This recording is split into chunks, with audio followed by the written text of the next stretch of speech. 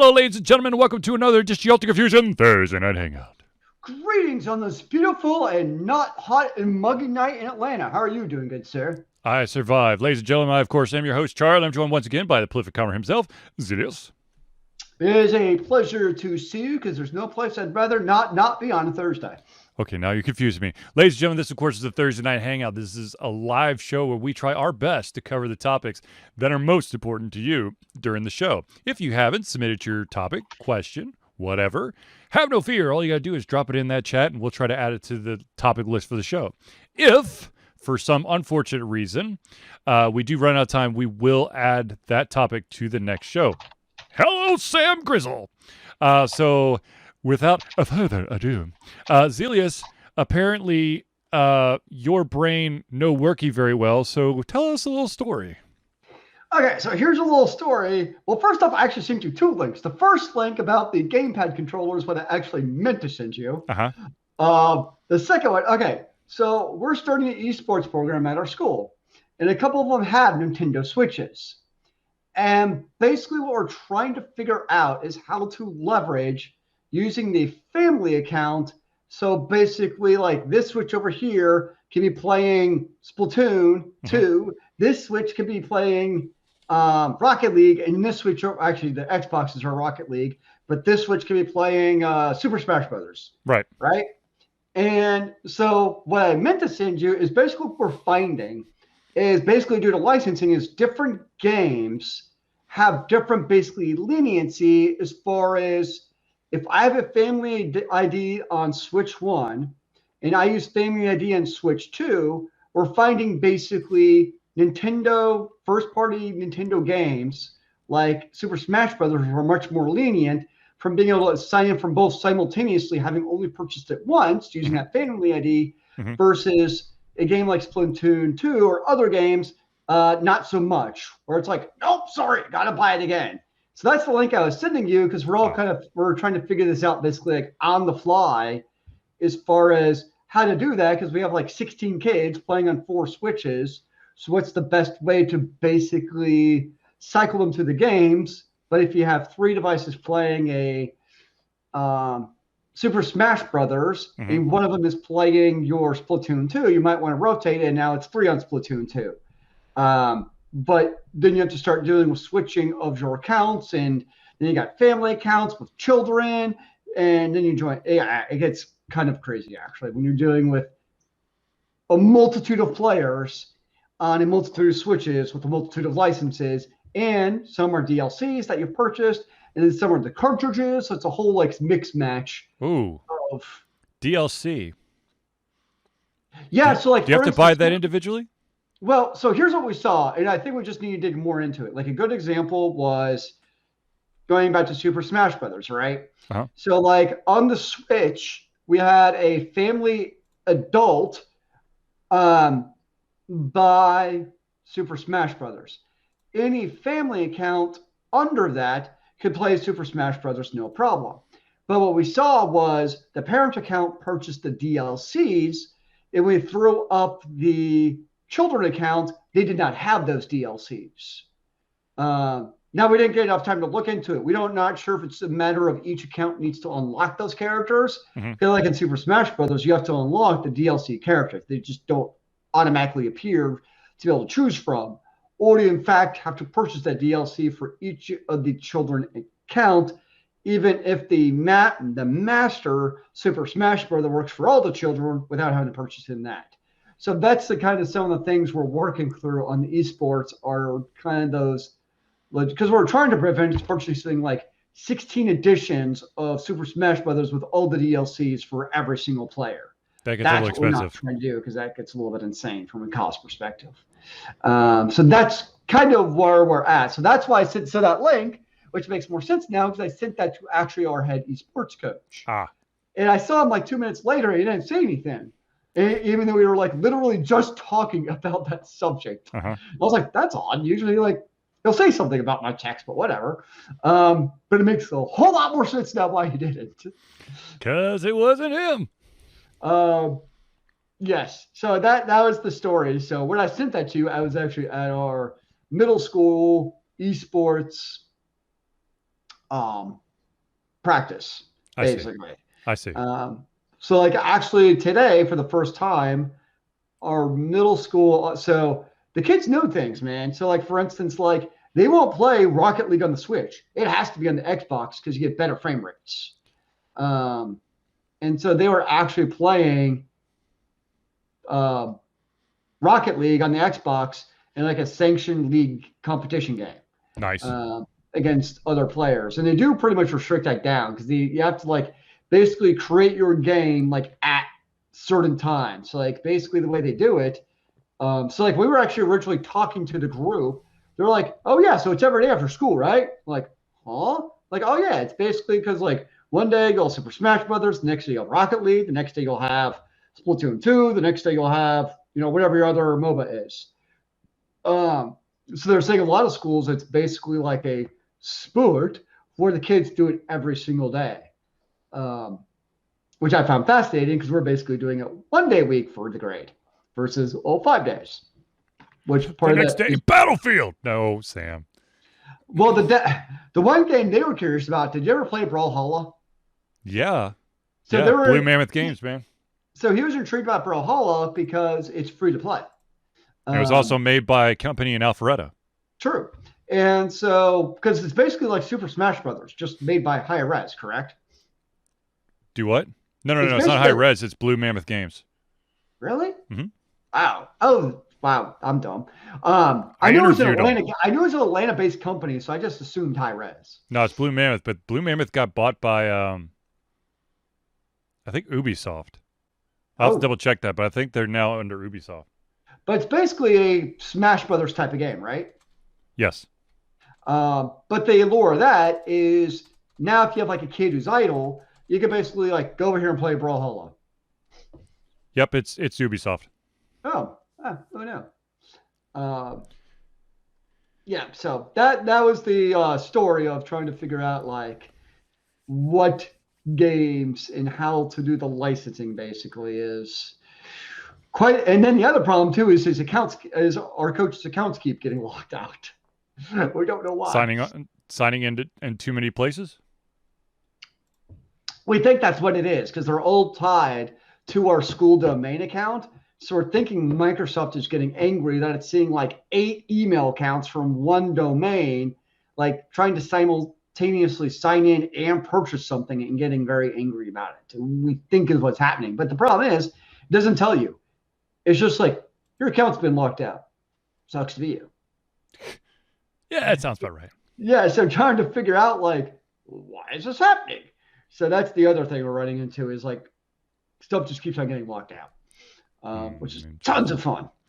All right, so Zelia, she brought up, of course, esports, and there's some slightly big news, I guess, and that is that, as many of you are probably aware, we really haven't talked about it at all, but Blizzard and Blizzard Activision or Activision Blizzard, where the hell it's called, they've had a couple of lawsuits here and there. They've been having some issues.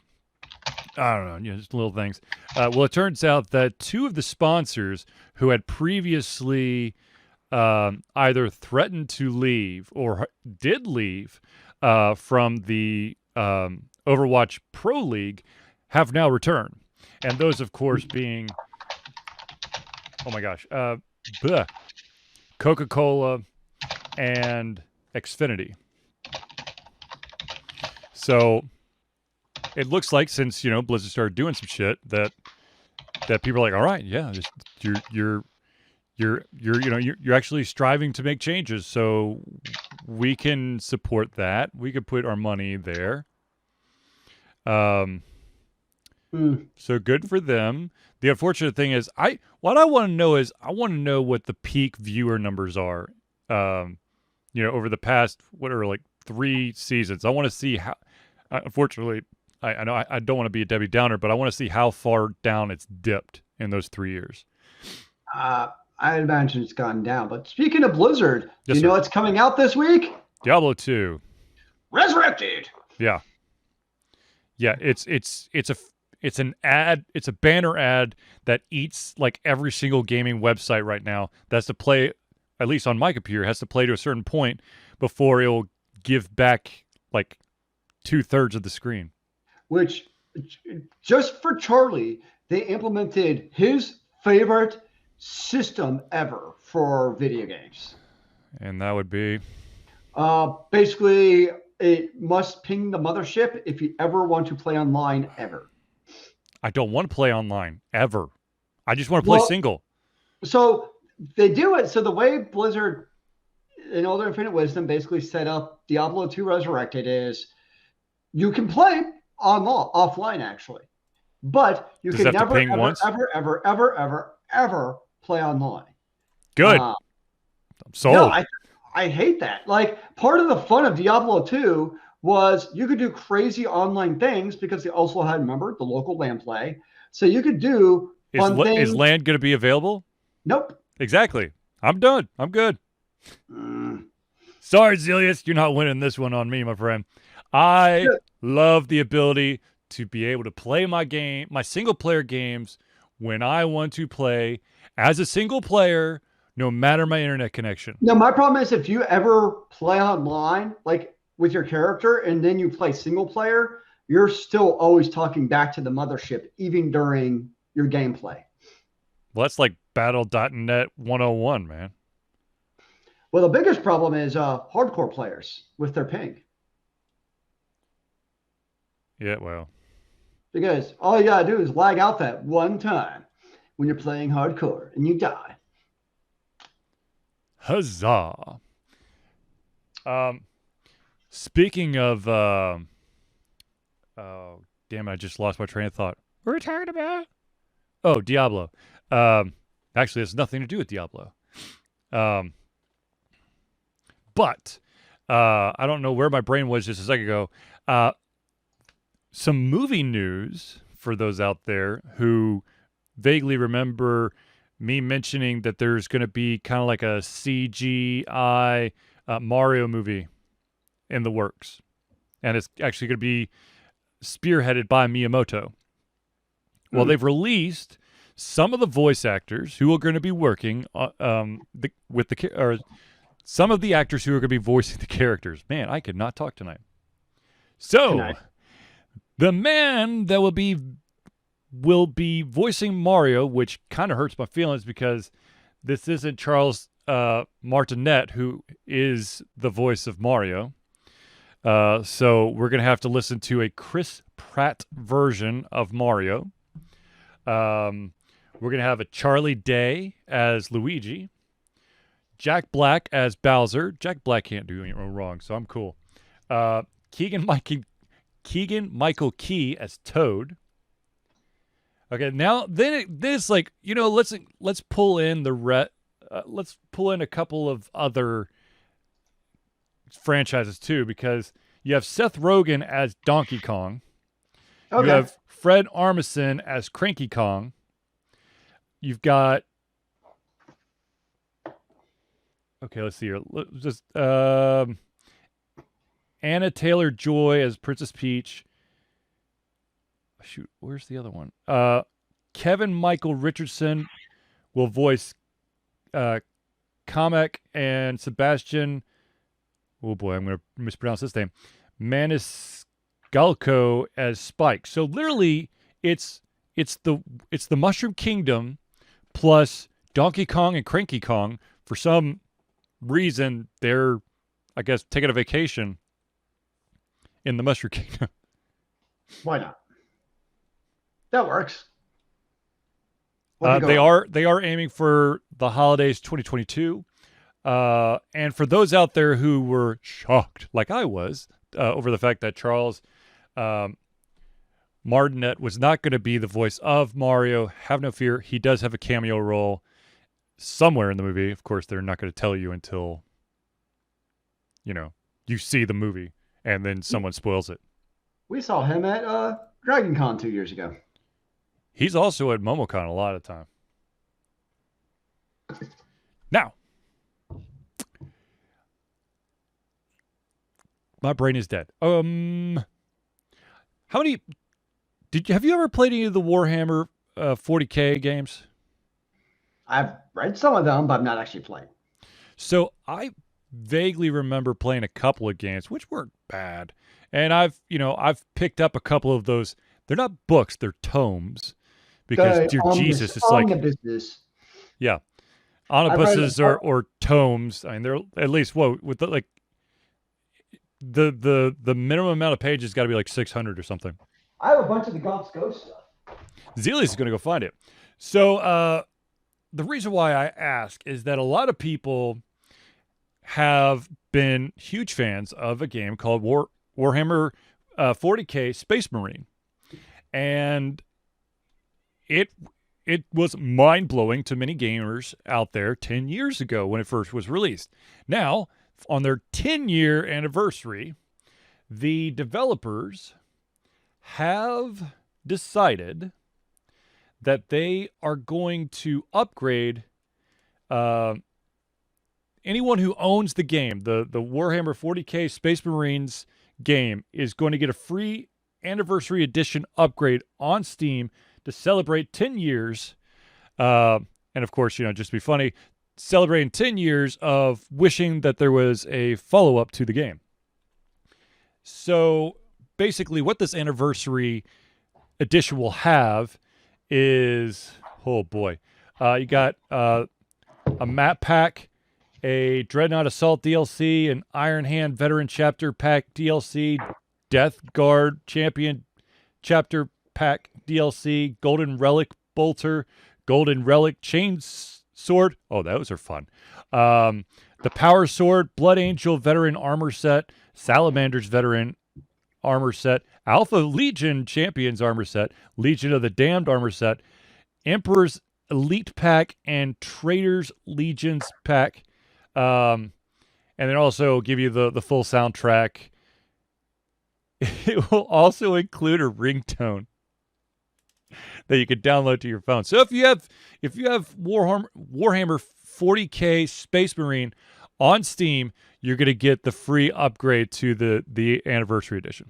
I do not have that game, but I do have old school Warhammer. Dwarfs and stuff. And then like without the 40K, just the. But for the 40K though, I do have, which is actually really good if you like war novels. Mm-hmm. I have The Founding about Gaunt, and then I have the follow-up, The Saint, about more of Gaunt. Okay. Which is how many pages are in that first one, and how many pages are in that second one?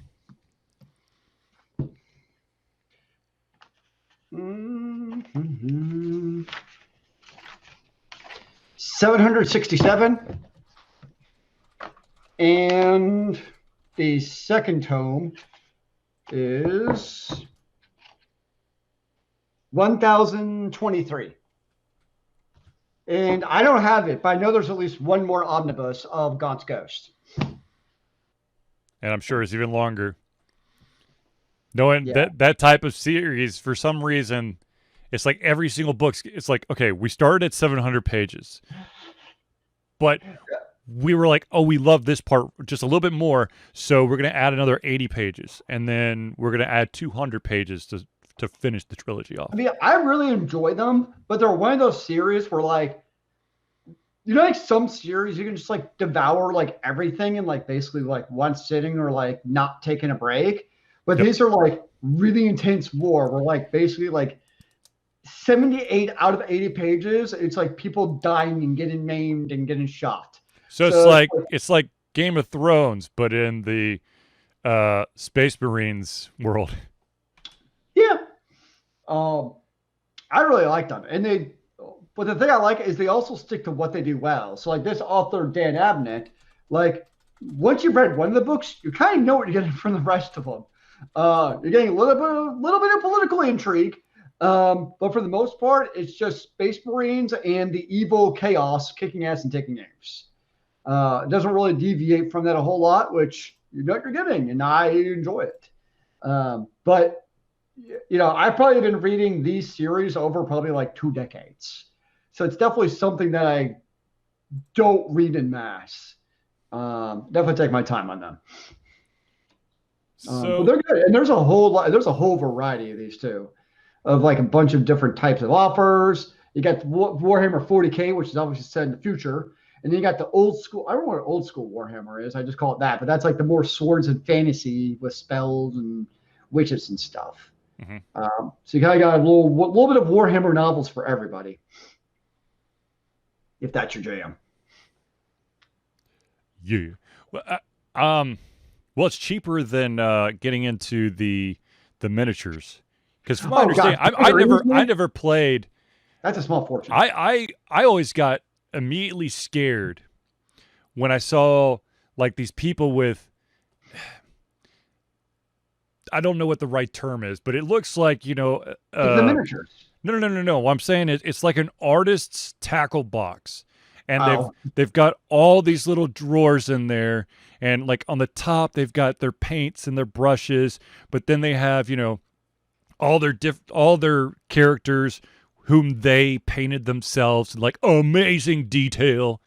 And it's like, so how much did that cost you? Oh man, this is, I just got started. So how much you spent on it? Oh man, just to get started, I probably dropped $2,500 in, but yeah, I'm at the bottom of, I'm probably at the bottom of where I need to be. I'm like, $2,500. I have a friend whose family uncle does that for Dungeons and Dragons. He's got like the full crazy setup where like all the players have their painted figurines, NPCs you fight. And she totally sends me pictures to brag because she knows I'm jealous. And it's got all that. And like when he pulls out, like the big dragon, it's not like, your pre-purchased wimpy dragon. No, it's like the full like 2-foot model dragon that actually looks scary. It's really cool from what I've seen. And he's got like the fully like drawn maps. It's pretty epic. Okay, so it's basically, I mean, he's probably got, does he actually have like the sets where he's got like the walls and everything? Yeah, it's the full sets. He's all in. So it's a couple steps above what Zelius and I, along with Magmus and Mithrin, used to do around the table in a world called Prion. Yep. Because he writes like full like 3-day weekend campaigns. Ain't nothing wrong with that. Oh no, it sounds cool. To be totally honest with you, the amount of times I ran a Crystals of Prion game, I have like the first 8 hours down to a fucking science. It's just after that, because usually that's when I was like, okay, it's time to tweak. And when I tweaked, when I tweaked the game, I was just like, okay, we got to start to make sure everything balances now. Yeah. Not a brilliant idea on my part, but whatever. So speaking of brilliant, or maybe not brilliant, you know how we were talking about how Apple won their lawsuit, lost their lawsuit, depending on whomever you're going to, whatever article you're going to read. Well, it turns out that Epic has a very steep hill to climb if they actually want to rejoin the App Store, because they're still blacklisted. They have to do like a whole resubmission thing and re-sign all this paperwork, which I'm sure that Apple's going to be like, oh, we are going to sneak some words into that agreement. They're going to make that as difficult as possible. So there's people who are actually predicting that you won't see Epic games on the App Store for at least a couple more years, even though that lawsuit has now gone to wherever it's gone, which is kind of interesting. But at the same time, I can't play Fortnite on the PC, and I sure as hell would never play it on a mobile device, especially without my my Razer finger condoms. I mean, my Razer finger gloves. Whatever the hell that damn thing's called. I mean, I could get you a pair if you really, really need it that much. Nah, I'm good. So, ladies and gentlemen, if you're watching this live, you may be noticing that I'm looking a lot to my right, and that is because for some reason, Google has decided to dick around with my setup, and every single time that Zelius's window becomes not the one of focus, once it goes out of focus, it freezes. So I'm having to put all the stuff that I'm looking at on a computer next to me. So it's not that me? You Huh? should be able to pin me so that doesn't happen. You would think, but Google really wants us to do the meeting whatever instead of the Hangouts. Yes, they do. All right, so I have some potentially good news for everyone, especially for anyone who's tuned into this and may be a streamer on Twitch. Twitch is in the process of signing with the National Music Publishers Association to address DMCA issues. Woo! Should I be excited? Maybe. Under the new deal, any streamer found in violation of DMCA rules will now be offered a clear warning about their offenses rather than have their video instantly deleted. No. However, Twitch still reserves the right to dish out penalties and deletions to any streamer who the site believes is flagrantly breaking the rules. So I still can't use it to play the radio, like as a radio station, is what you're saying? Yeah, you cannot stream a radio station, which is interesting because, well, I mean, it's not really a radio station per se, but you have like radio shows that stream. I mean, it's their content. Yeah. But or if you play Grand Theft Auto with the radio station. No. I mean, like, okay, yeah, the radio stations on any of the games, I understand you get nicked for that. But what I'm saying is, you know, they're like, you can't have, you know, you can't be a radio station. But what if I am a radio station? I want to stream it. Well, I don't know. That gets really complicated, I guess. I guess if you're a music station, you're probably screwed. If you're a talk station, you just have to make sure that you don't use any copyright outro or intro music. Well, hopefully it means there's actually like some common sense in the terms of what you get striked for. You just don't get random strikes. Ultimately, the new agreement is about putting Twitch and its parent company, Amazon, in a safer and better legislative position with the music industry. Streamers will still be required to follow all the Twitch's current rules and regulations regarding the broadcasting of copyrighted content, but they might, at the very least, get a better opportunity to course correct and alter the video before Twitch comes swinging with reckless abandonment. So it's more like you're not going to get, you know, bashed over the head and not be caught unawares. You'll kind of be, you know, you'll see it coming, I guess. I don't know. What about Val Kilmer? By the way, Val Kilmer is also the Saint. Well, yeah, great movie. And I'm just referring to Sam's. And his and The Saint is the movie he decided to do over reprising his role as Batman. I think that was a wise choice, honestly. Oh, absolutely. He was like everyone but the person who's playing Batman got to act, got to give a little flair. You are in a rubber suit. You have to stand. You cannot sit in the rubber suit. You can barely see, hear, or talk out of the fucking thing. He's like, it's not worth it. Also, by the way, if you watch the, I think it's Amazon Prime, the Val Kilmer documentary, holy ballsack. I've not seen it. Is it good? Get a box of tissues, man. It's amazing because he was actually he loved doing like personal recordings. He had like a camcorder through a shit ton of his life. And so they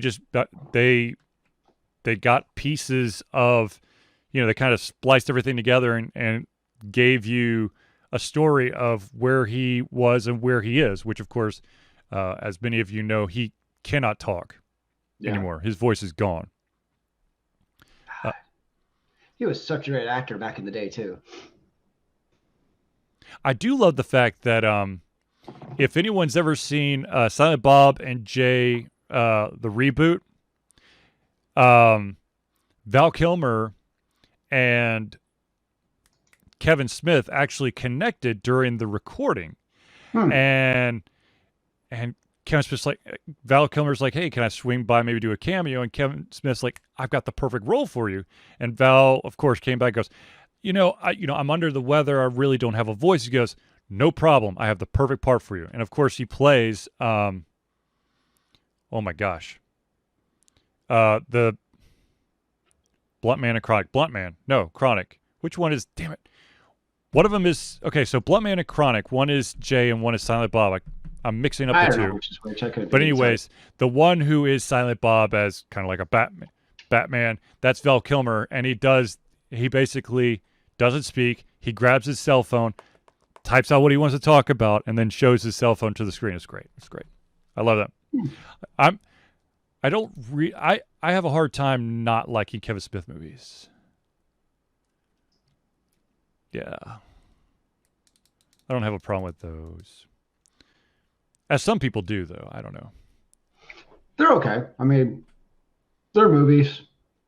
They have their time and place. So, oh, mother effer. Where'd it go? I'm very confused. Sam Grizzle. Music pre-1925 is public domain. Stream the oldies. Is Big Band music 1925 or earlier? Can I get some what was the name of the stud big band guy? Miller. Something Miller band. Not Steve Miller. Say that's definitely I know that's exactly where a lot of people's minds went, but not Steve Miller. Interesting.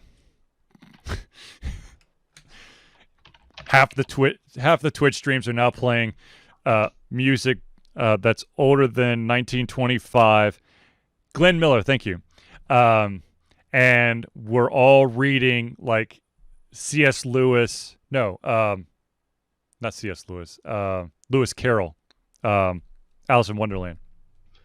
Let's see. Some other popular ones could be Louis Armstrong and Duke Reddington.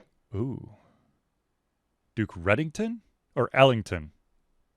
Ellington, sorry. I was like, Reddington's not right. Ellington, I've got some Duke on vinyl, man. That's how serious I am. That's some classics, eh? Heck yeah. Get the true grizzled sound out of it. Oh, yeah. Speaking of true grizzled sound, I was on Netflix the other day, and I'm like in a documentary mood. And so I found this documentary called The Black Godfather. I was like, okay, check it out. There is a dude who literally, if he was on your side, the sky's the fucking limit. Like, he scares the shit out of anyone and everyone. He does not, he takes no shit from anyone. And his name is behind a lot of heavy hitters. But if you're on the wrong side of him, he'll stomp your face in, basically. Oh, he has no problem. If you're like a record executive or you run a company, if he's got something to say to you, he's going to come right into your face, and he's going to drop every single expletive you've ever heard. And when he's done, you're going to be like, okay, so how do you want me to write this contract, and for how much again? Nice. Yeah. Oh, and other news, the Fantastic Beast movie number 3.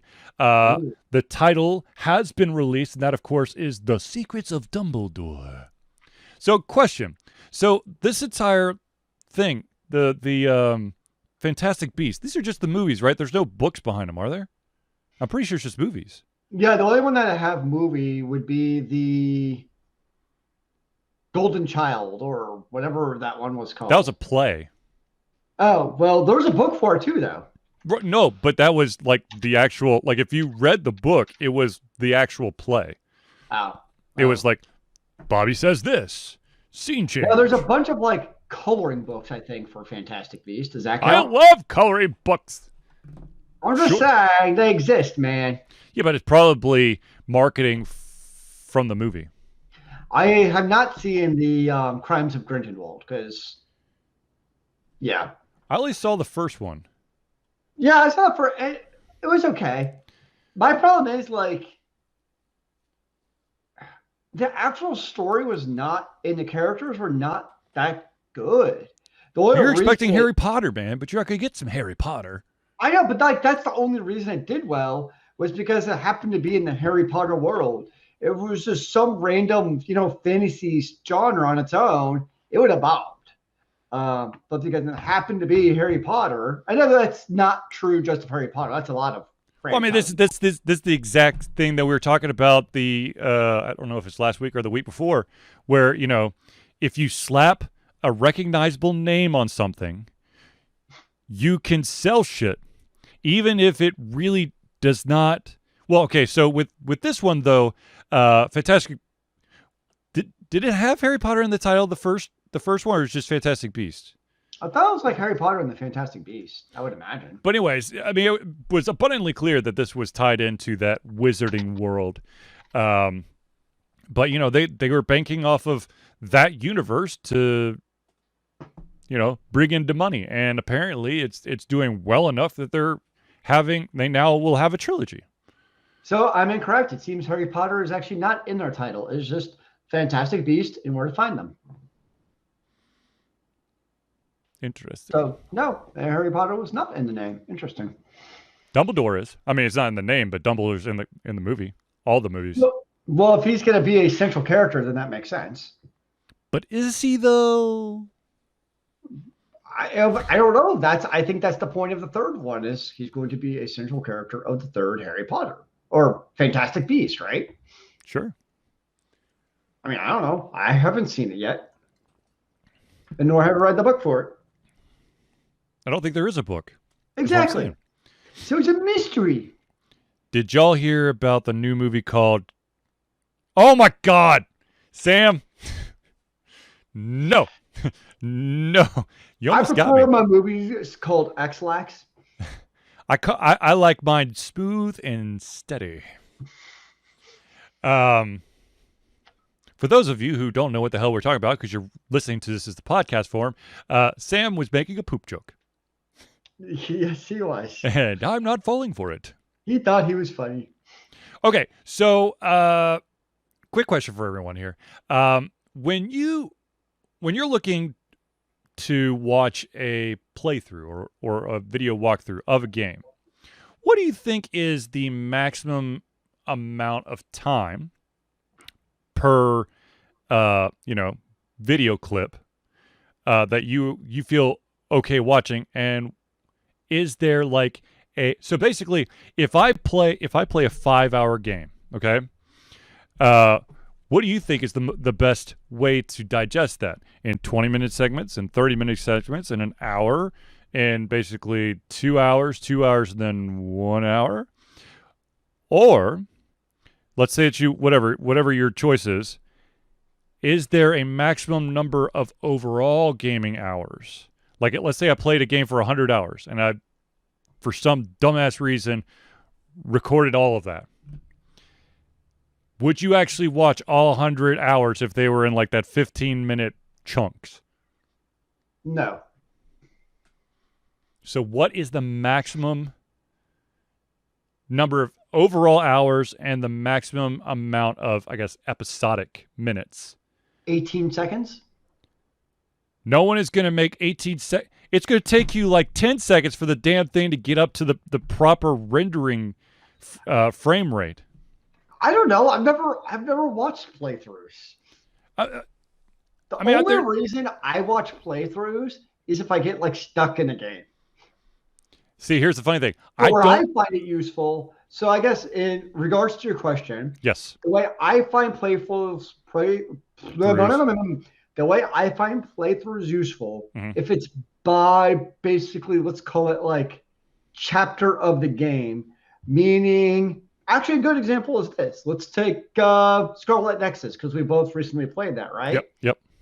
If I were to, hypothetically, watch episodic content of Scarlet Nexus, I would probably want it by chapter, right? Because there's, I think, 12 chapters of the game. So that would make the most sense to me in terms of watching it because that point's like a TV show.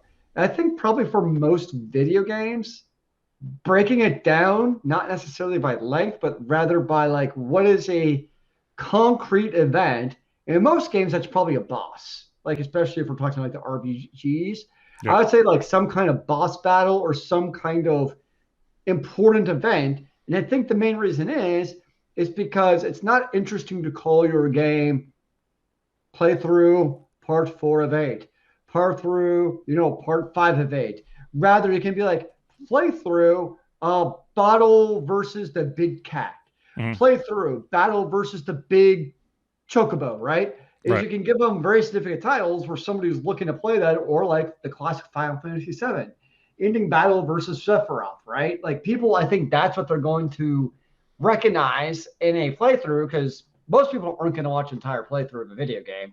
But if there's key segments, I think that's what's going to draw their So attention. it's more you're be more interested in more highlights Yeah, than the grinding, grueling. but even if it's the whole thing, I would still think you'd want to break it down, not necessarily by length, but by key events in the game surrounding that, almost like a TV show. I know they happen to all be at the same time. I get that because they're, bound to corporate overlords. But, Not you think about, Netflix or Hulu. yeah, think about some of their TV shows have shows of different lengths, Yeah. right? Yep. Based on what happens in the show. Yep. So that's how I would think about it is not necessarily what is the length, but what is the important events in that. So you probably want to conclude almost like a book, right? Where you conclude a chapter, aka a episodic episode of a game you're playing, Mm-hmm. and then you start the new segment at a kind of new event in it. So that's how I look at it because it goes back to, titling your videos based off of what was an important event during that, not what happened to be the minutes I was playing it. That's how I look at it. So for those out there who may not know, I of course post playthroughs, and one of the last ones I posted was a game called Retro Machina, which of course you could read the review now on www.alteredconfusion.com. And the way I had to do it was I first broke. I think there's really I think it's 3 different areas that you're going to play through. And so I broke the playthrough into 3 different chunks, and then I made those areas. I think I put them in like 20-ish minute chunks, like little bite-sized pieces. I would say 20 minutes is probably the right amount of time. So I Like mean, if you I got ended to, up with. if you I got think I to break ended it up with like 15 minutes, what? that How would be many? my go-to. It's How many about that 15 freaking? to 20 minutes. How many did I end up with though? I want to say I had like 28. No, it can't be 28. Could it? I have to check now. Let's see here. If I remember 28. how to. Huh? It's 28. Knew it! 28 overall episodes, which basically were about, I think it was like 20 something minutes ish or whatever. So roughly, I don't know how long that is, but there's a game I just finished playing that after recording and taking out all of the travel time, which, dear God, I whittled down the game to 9 hours. I'm like, this still feels like too much because it's not an action-packed game. So I'm thinking I'm not going to do that one. By the way, the game's called Heaven's Vault, which is a really cool game. And I'm actually doing a game plus of the game, which is huge because I usually I'm one and done. But throughout the vast majority of the game, you are translating like this ancient language.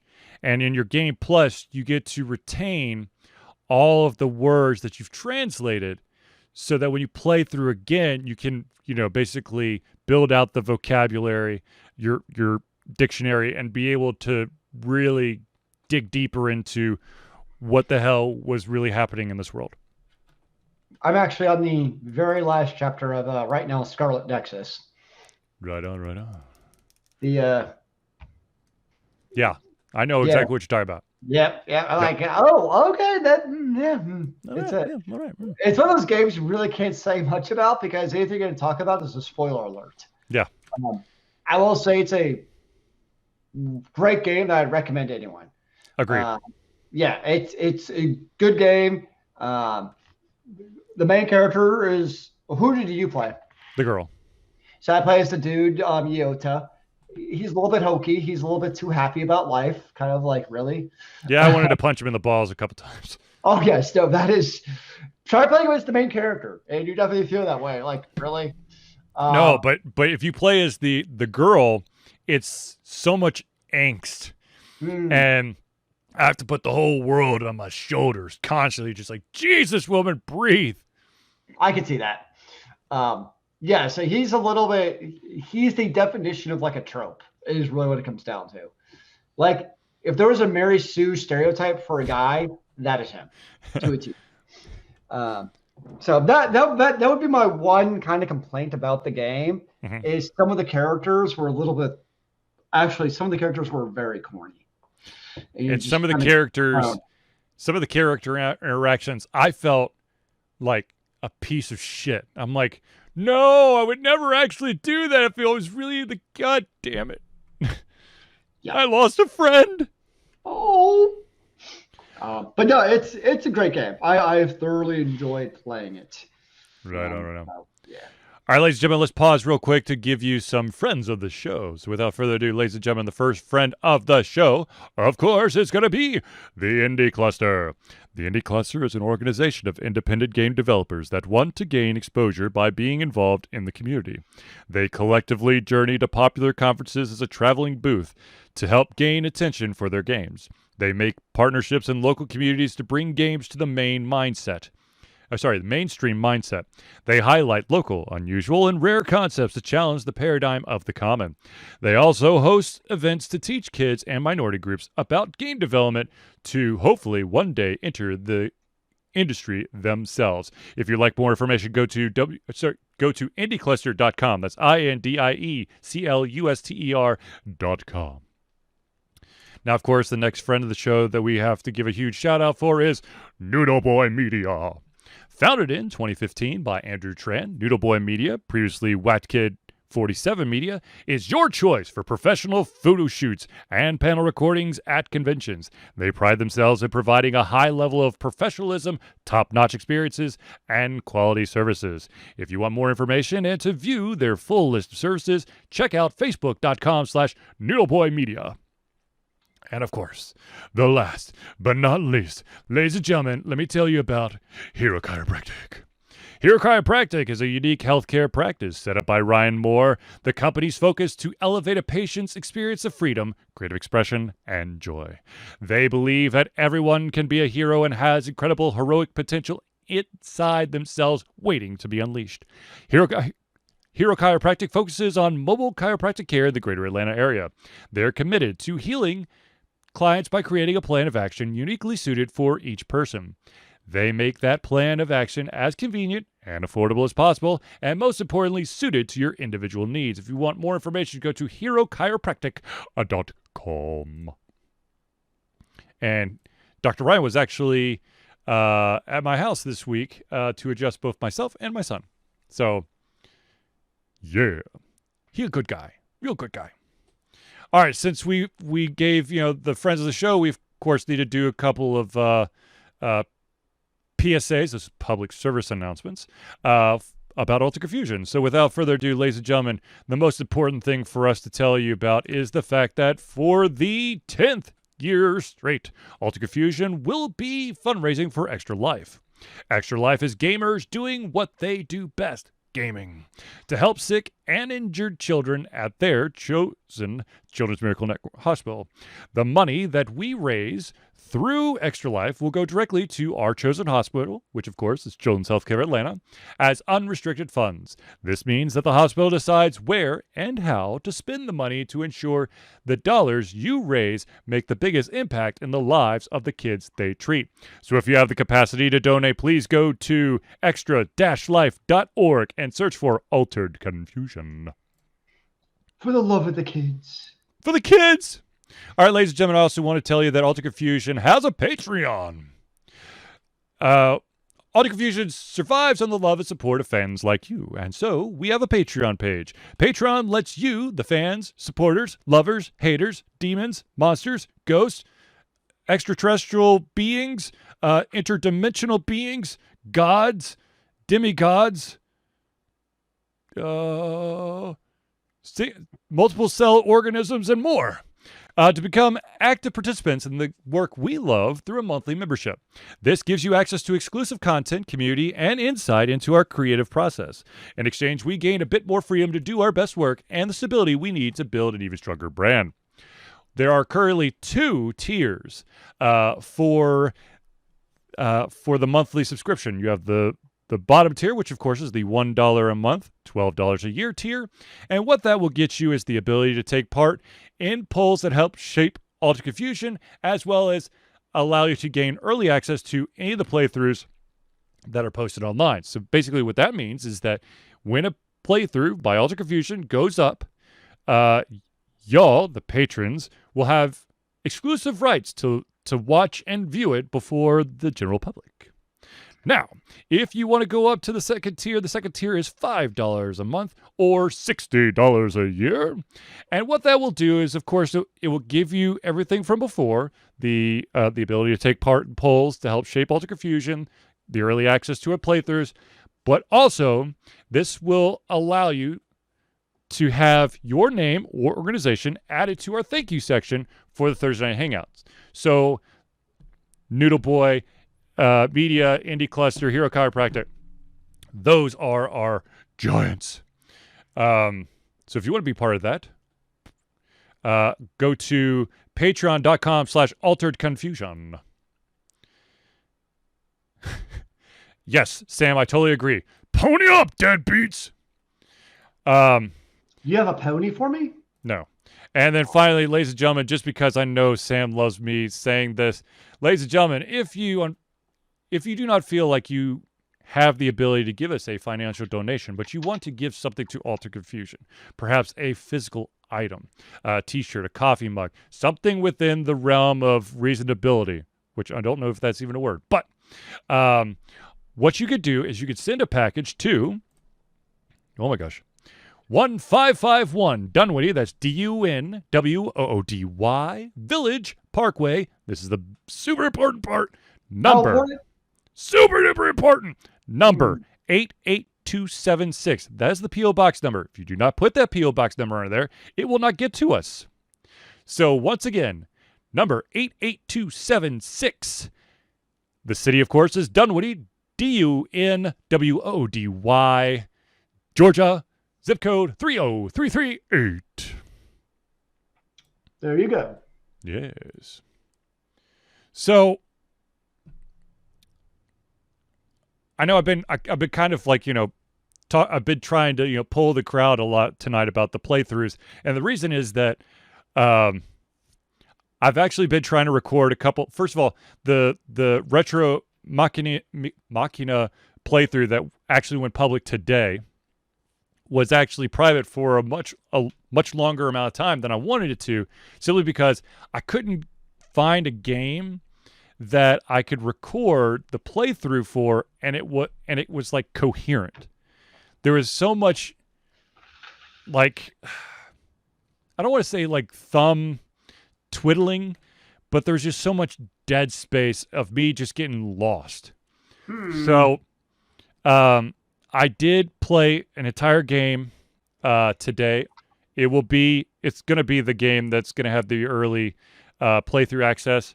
The name of the game, of course, is When the Past Was Around, which is a really sad game, by the way.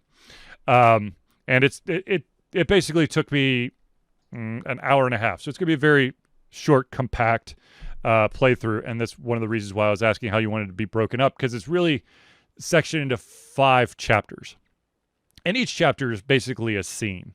But yeah, if y'all out there have any suggestions for games that would make good playthroughs, of course, I would love to, Overwatch. Valorant. No. Turbo Chess. How about this? You want to see how bad I am? I'll do a highlight video for patrons only, and you can watch me fail spectacularly and get everyone pissed off at me playing Valorant. Or, oh dear God, not Crusader Kings 2. Maybe that's what you need. No, what you should do is you should do like a meme account where basically like you play as badly as you can play, like your normal gameplay style, but you act like you're the best player on the entire squad. And you're just like cursing everyone, like calling them noobs, and basically being a normal Twitch streamer. Dude, I don't know. I don't think I have the cojones to pull that off. I think it'd just be funny as hell just to watch me play, like a couple rounds of Fortnite or some other game. Look, here's the deal. I am not going to wow anyone with my first-person shooter skills or my third-person shooter skills. I have a very hard time doing two things at once. I'm either going to aim and shoot, or I'm going to be running. I'm not going to be doing both, especially if when ammo is limited, I get antsy, and I don't want to waste it unless I'm standing stock still, and that's usually when I get my brains blowed out. Let's be honest. I suck at those type of games. Oh, yes. I'm actually kind of serious about that. Zelia says, old school strategy games like Lord of the Realms. Lord of the Realms, if I could actually get that to play well. No. It doesn't play well. Have you played it on Steam? I thought I did. Or no, maybe that was, whatever. I'll have to check. But I know that a couple of the games, they're like, yeah, they're available on Steam. And you play them, it's just like janked up. Like, oh my gosh. These screenshots are bringing back memories. Like the color's all wrong. It's like inverted and stuff, and like shit's like super duper speed and whatnot. That's why you have to play on DOSBox, man. DOSBox for life. Maybe there's an integrated DOSBox. Some games have it, I guess. But yeah, I mean, The only shooting game that I think I've been Elder Scrolls 6 in 2024-ish. Why does Bethesda hate money? I don't know. Ask Microsoft. Microsoft owns Bethesda now. Or they own the parent company, ZeniMax. So maybe because they have to make sure, maybe Elder Scrolls 6 in 2024 is for every console but the Xbox, whatever the fuck it is when it comes out. Who knows? Or you could just reprint, Grand Theft Auto 5 for like the 8th time. Yeah. No. No. I'm saying, man, it's worked so well to now. So, as I've stated many times, when I'm playing games, I routinely get lost. And it usually shows. A game that usually should take me about, or any sane person, 8 hours or 10 hours, usually takes me about like 23. So Zelius, in your gaming history, is there that one game that you feel like you honestly played a shit ton more than was necessary? I would probably say like back in the day, the Civilizations, because there would come that point in a Civ game where like you knew you won, right? Like, did you ever do the thing where like you'd basically like, you'd conquer the last empire, but you'd leave them with like one city, like just their capital, and you spend like the rest of your time basically getting like every Civ tech and exploring every land. So every great wonder. Yes. So Civilization was definitely one of those games where like I let it go on for much longer than I needed to, because why the hell not? Yeah, I could actually see that. Yeah, with that type of, turn-based strategy game where you have the game in hand, and now you can basically check out all the other stuff that you could do. But I think that's also a big thing with RPGs. I mean, just take, Scarlet Nexus with the friendship levels. So basically, like a lot of RPGs, you have your companions and you have friends. I mean, most RPGs do this type of thing. We have some kind of friendship element. Yes. Which are you powering up your friendships? I get to like honestly friendship 5 without doing anything. Well, yeah, all you got to do is just like listen to them bitch and moan and give them presents. And that gets you like, I haven't got anybody to 6 it. I probably don't plan to grind it, to be honest. I don't care that much, honestly. It's not that hard for a couple of them. Yeah. But like, that's the thing. Is like, that's a game where like, basically you could grind to get that top friendship level for every character if you felt like it. Or, like the Mass Effects, the same thing. Like you could do like all the, I didn't do a single one. When I played through it, I still beat it on hard difficulty level. So most games, it's very tangential to the actual difficulty. I would say one cool thing I do actually like about Scarlet Nexus is you get a benefit out of the friendship level. Yes. Yes. Like a lot of video games, it's like, hooray, we have a great friendship. Now we can talk about our feelings. So like, there's actually incentive to at least get like to the 4 out of 6 friendship levels, get to that 4th one for that special bonus. So there was that, which I thought was a cool addition. And I do like that it wasn't like, but it also came organically. Like as long as you just kind of listen to your friend, it just kind of came. You didn't really like, I thought it was the right balance because you don't have to grind to get to that good level, but then you do have that option to grind for that last tier. So I think that's a great balance between making it very accessible to most players without really having to grind it, just make it a natural organic part of the game. But still, for those video game players, to your point though, who want to become a completionist and it's not just all given to them on a silver platter, there still is that extra, hey, you can grind for this extra part if you want to. I think that's a great way of doing it because you have that option. It's like some people want to grind for every part of the game. And so offering that to them is some players just like, all right, I've already put 30 hours into the game. I'm good. Let's just beat it. Just out of curiosity, how many hours have you put in? I'm around 30 right now. I ended up with 36. So I'll probably end up with, I'm guessing, low 30s. But I'm not really doing any grinding. I've never even figured out how to do a side quest. Okay, that's the one downfall of this game. The side quests are stupid as fuck. Like, it's like you have to kill you have to kill this specific type of enemy utilizing this combo move. I'm like, no. The shit I get from there, I've got enough money from just running through levels. I'll just buy it myself. Like I got a notice at one point, like, hey, you can now do side quest. And I never actually saw how to do a side quest, like to talk to somebody. If you look, if you go to one of the towns and you look at the map, there's like, I think it's like a square or a triangle or something. If you walk up to him, like, there's this thing I need you to do, but you don't have to do it. I went to one of the towns. That's probably the first one. And I found some free money and goods. I was like, cool. Oh yeah, they hide that shit all over the place. Yeah. Yeah, and I was like, okay, I'm good. Back to killing shit.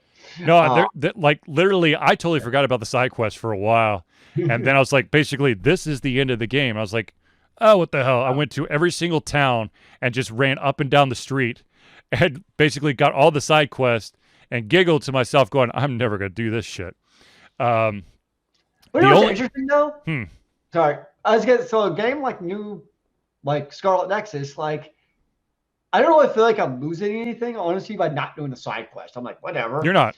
But then you take a game like Final Fantasies, a big thing like, there's always like the ultimate weapon or something super epic you can get if you do this extra grinding, which like you kind of know you're missing out on.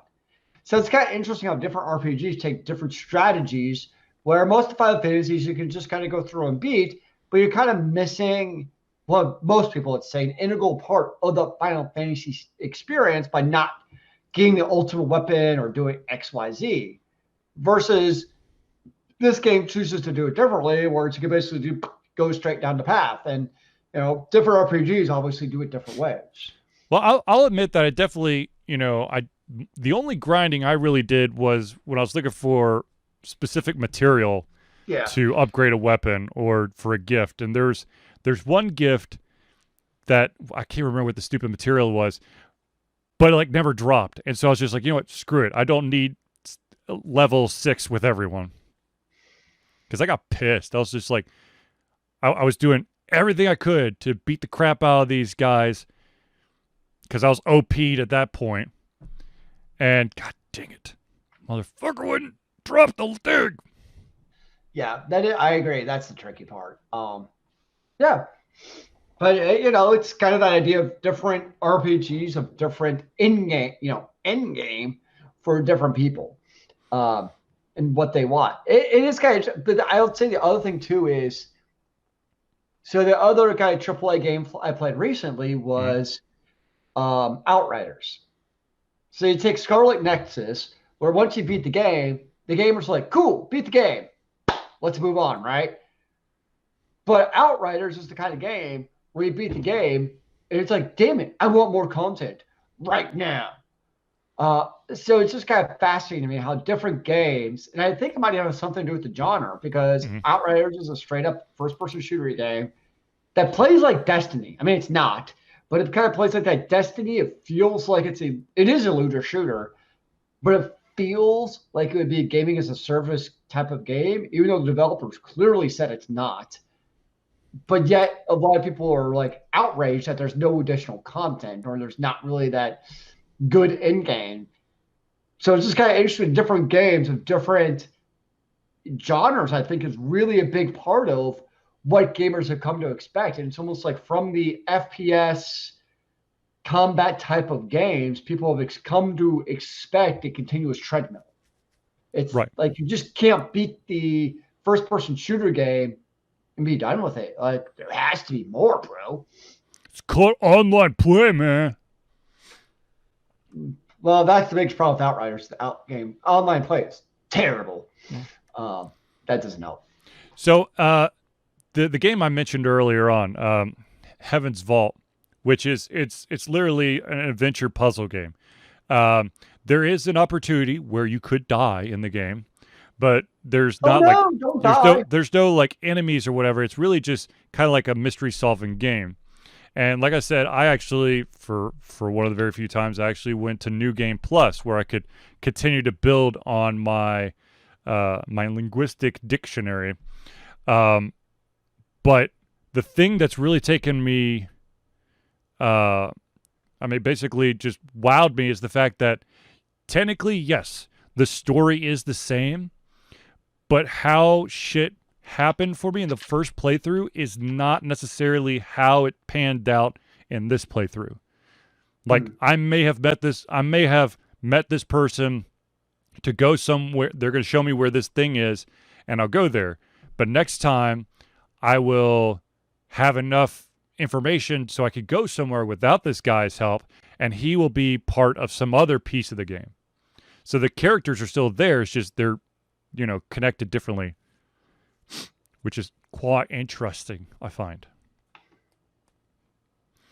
But for those of you who were watching last stream, I was trying a game called... Oops, hold on. That's not the name of the game. Whoops, hold on, is that the name of the game? My window became unstuck in the stream thing, and I accidentally grabbed my window. It's called Murdered Soul Suspect. You are a detective who was killed, but you've got unfinished business, so your soul's sticking around to try to solve your own murder.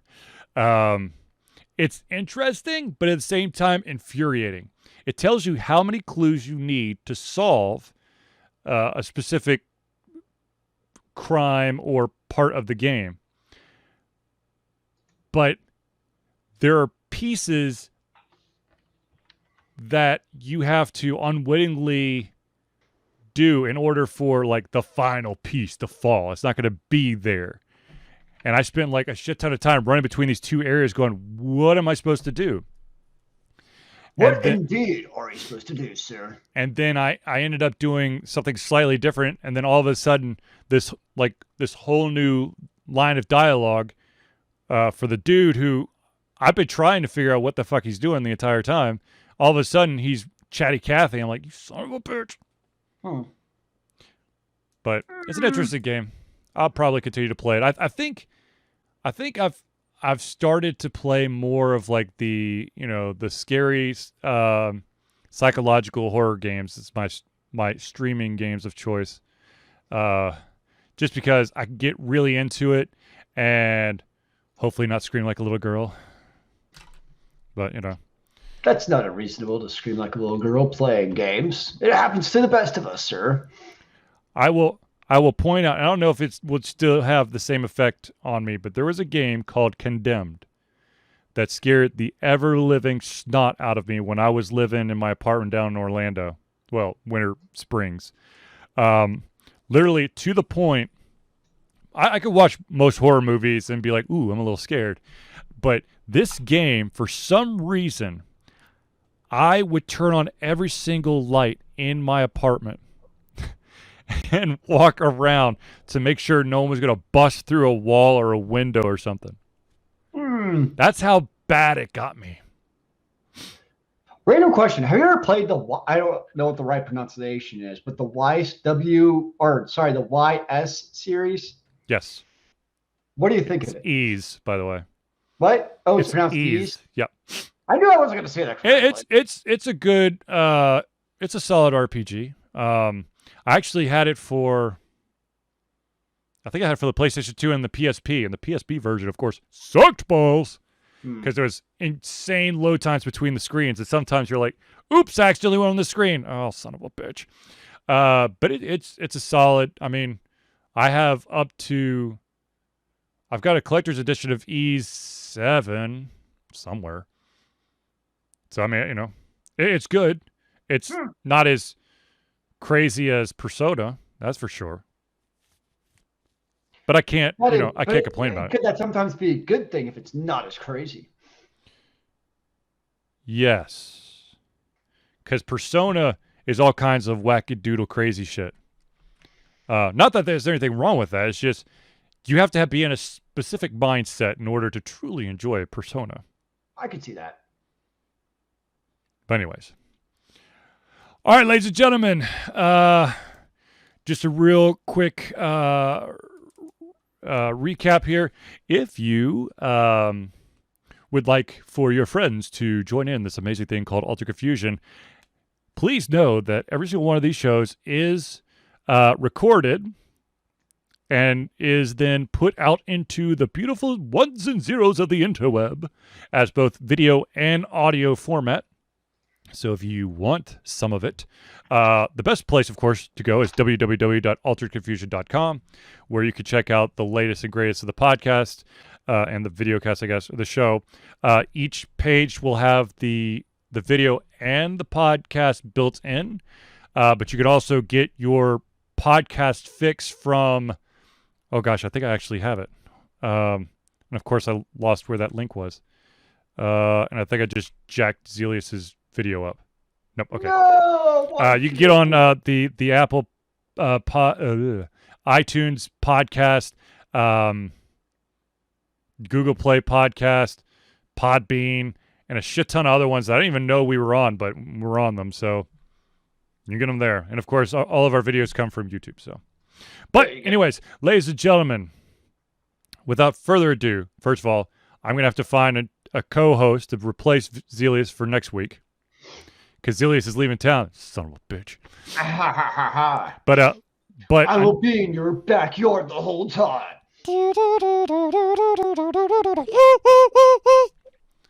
Anyways, Jesse's back. No. No. Anyways, so ladies and gentlemen, without further ado, I'd like to thank everyone for tuning into the Alter Confusion Thursday Night Hangout. For myself, Charlie, and Zelius, it's been a pleasure coming out of it's been a pleasure giving you everything on our heads, our mouths, and of course, our hearts. We'll be back next Thursday, or I'll be back next Thursday for another Alter Confusion Thursday Night Hangout. Remember, kids, keep on gaming in the free way. Amen to that, brother.